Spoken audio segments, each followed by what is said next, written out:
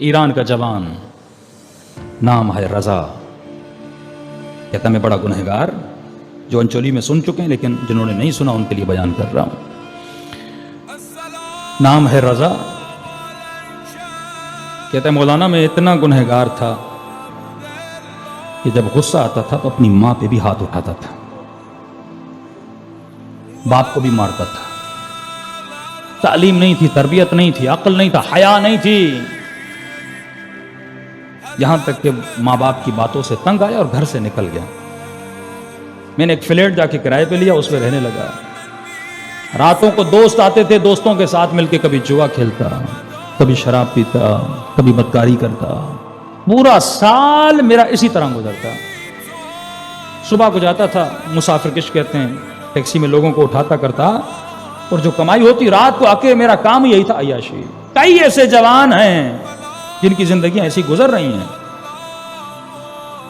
تو کہتا ہے محرم کا مہینہ شروع ہو گیا، پہلی محرم کوئی دوست نہیں آیا، دوسری محرم کوئی دوست نہیں آیا، 6 محرم ہو گئے کوئی آ ہی نہیں رہا میرے پاس۔ میں نے فون کیا دوستوں کو، کہ کیا ہوا ہے، تم لوگ کیوں نہیں آ رہے؟ کہ رضا تجھے نہیں پتا، حسین کا مہینہ شروع ہو چکا ہے۔ ہم گنہگار ہیں لیکن محرم میں ہم تھوڑا احترام کرتے ہیں، یہ بھی حیا کا سبب ہے نا۔ اس نے کہا کیسا محرم، کون سا محرم؟ آ جاؤ، دوستوں نے کہا ہم نہیں آتے، عشرہ گزر جائے گا پھر جا کر ملیں گے۔ کہتا ہے گھر میں بور ہو گیا، گاڑی نکالی، روڈ پہ گیا، کیا دیکھا، دکانیں بند، بازاریں بند، تہران کی گلیوں میں گھومتا رہا، کوئی مسافر نہیں، جلوسوں کو دیکھ رہا ہوں، علموں کو دیکھ رہا ہوں، جتھوں کو دیکھ رہا ہوں۔ اتنے میں روڈ پہ ایک جوان لڑکی جا رہی تھی، گاڑیوں کو روک رہی تھی۔ میرا کام تھا مسافر کشی، میں نے اس جوان لڑکی کو گاڑی میں بٹھایا۔ کہاں جانا ہے؟ اس نے کہا سامنے، مجھے آپ اتار دیجئے۔ گاڑی چلائی، کہا تھا تو میں بد کردار نا، تہذیب تو میری کوئی تھی نہیں، تربیت تو کوئی تھی نہیں، میرے ذہن میں شیطان آیا، نیت خراب ہوئی، میں نے گاڑی کو پلٹا اور اپنے گھر کی طرف جانا چاہا۔ جوان بچی پریشان رہی، کہا آپ کہاں جا رہے ہیں؟ میں نے اپنے ارادہ بتایا اسے، وہ ڈر گئی، کانپنے لگی، وجود کانپنے لگا۔ اس نے کہا تجھے شرم نہیں آتی، حسین کا محرم ہے، عزاداری کا مہینہ ہے، لیکن جو بے شرم ہو وہ مجلس سے بھی نہیں مڑتا، وہ جلوس میں بھی حیائی کرتا ہے، جس کے وجود میں حیا نہ ہو۔ اس نے کہا کیسا محرم، کون سا محرم؟ مجھے جو کرنا ہے میں کروں گا۔ کہ تب رونے لگی جوان بچی۔ اس نے کہا محرم کا حیا نہیں کرتے، میں سید ذاتی ہوں، میرا حیا کر۔ کہتا پھر بھی میں باز نہیں آیا۔ اس نے کہا اگر میرے سید ہونے کا حیا نہیں کرتے، میری اماں زہرا کا حیا کر، میری دادی زہرا کا حیا کر۔ جیسے بی بی کا نام سننا تھا، پتہ نہیں مجھے کیا ہوا، غیرت جاگ اٹھی میری۔ میں نے کہا کہاں جانا ہے؟ کہا میں اس حسینیہ میں امام بارگاہ مجلس سننے جا رہے تھے، مجھے وہاں اتار دے۔ کہتا میں نے گاڑی کو پلٹا، اس امام بارگاہ پہ پہنچا، اس خاتون کو اتارا۔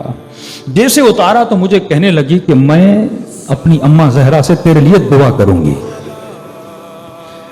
تم نے میری ماں کے نام کا حیا کیا نا، تو چاہتا تو گناہ کرتا، میں بے بس تھی، لیکن تم نے میری دادی زہرا کا حیا کیا، میں مجلس میں جاؤں گی، تیرے لیے خصوصی دعا کروں گی۔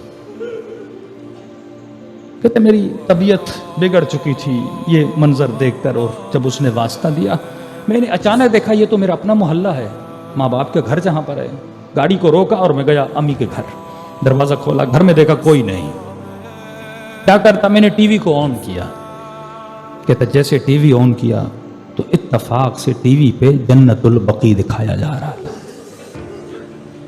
اور مسائے پڑھنے والا جناب سیدہ کے مسائے پڑھ رہا تھا کہ مسلمانوں نے نبی کی بیٹی کا حیا نہیں کیا، اتنے گھنٹے دربار میں کھڑی رہی لیکن حق نہیں دیا، اسی نبی کی بیٹی کے پہلو پر آگ بھرا دروازہ گرایا۔ کہتے یہ سن کر میرا کلیجہ پھٹنے لگا، اتنے بے حیا تھے مسلمان۔ کہتے میری آنکھوں سے آنسو نہیں رک رہے تھے۔ اچانک ٹی وی کی تصویر بدلی اور کربلا دکھانے لگے۔ پھر اس نے کہا اسی نبی کے نواسے کو کربلا میں گردن کو پیچھے سے کاٹا گیا، نبی کے نواسے کی بیٹیوں کے چہرے پہ تماچے مارے گئے، چادروں کو اتارا گیا. کہتا انقلاب آ چکا تھا میرے بدن میں اتنا رویا سمجھ نہیں آ رہا تھا میں کیا کروں. میں اللہ سے معافی مانگنے لگا. اتنے میں میری ماں نے گھر کا دروازہ کھولا، اندر آئی. جیسے میں نے اپنی ماں کو دیکھا میں دوڑا ماں کے قدموں پہ گر گیا. میں نے کہا ماں آج تک آپ پہ جو ہاتھ اٹھایا ہے مجھے معاف کریے گا. مجھے پتا نہیں تھا جب ماں کو کوئی مارتا ہے تو بیٹے پہ کیا گزرتی ہے.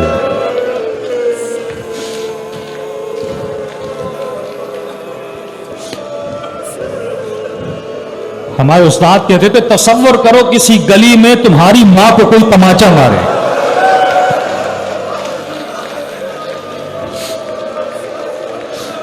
تیرے اوپر کیا گزرے گی.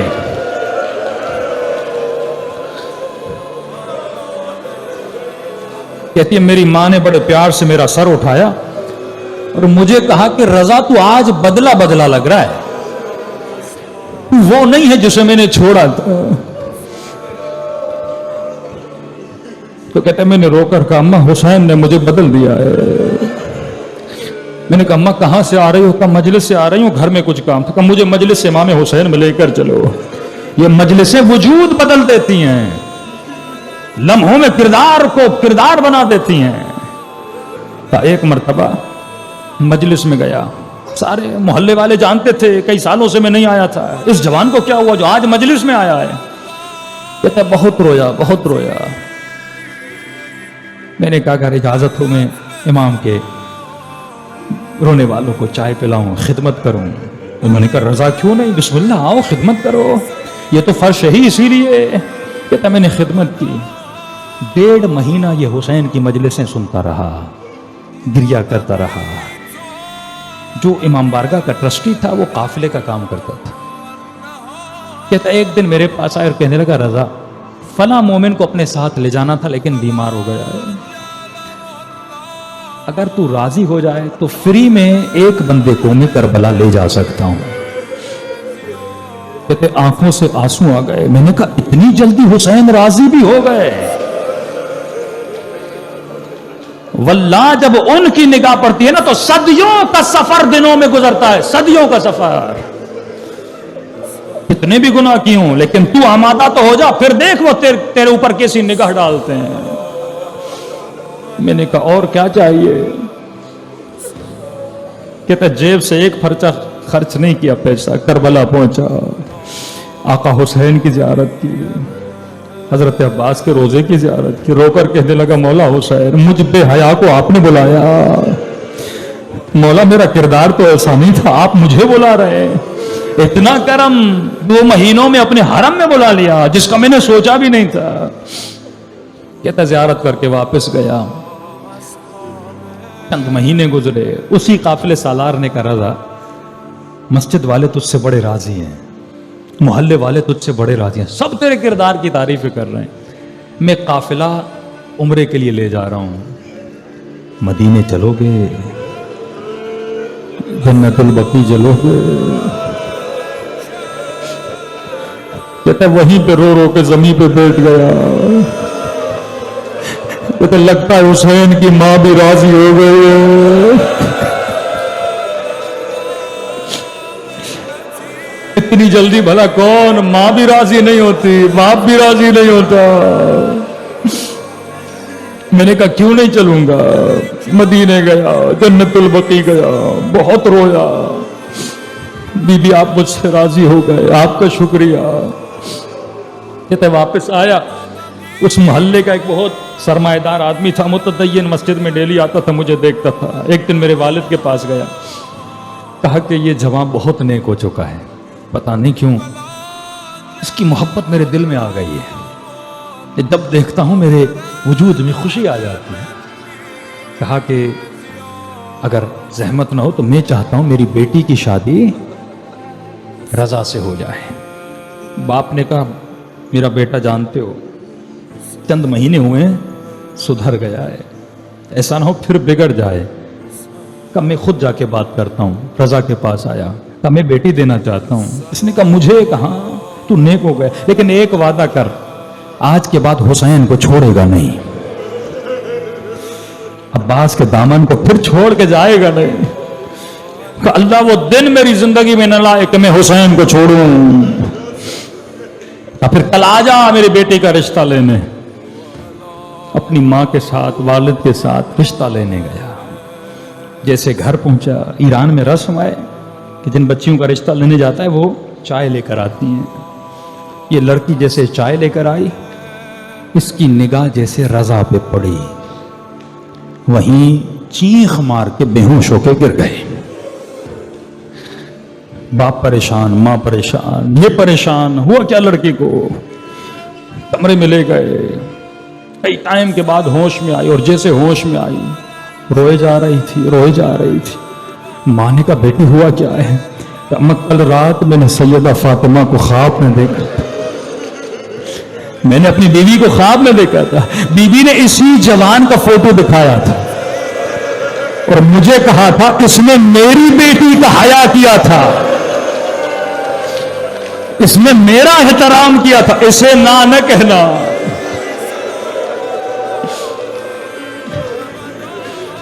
किसी सैयद ज़ादी का भी कोई हया करे तो सैयदा दुआ देती है, लेकिन मैं कुर्बान सज्जाद की गैरत पे,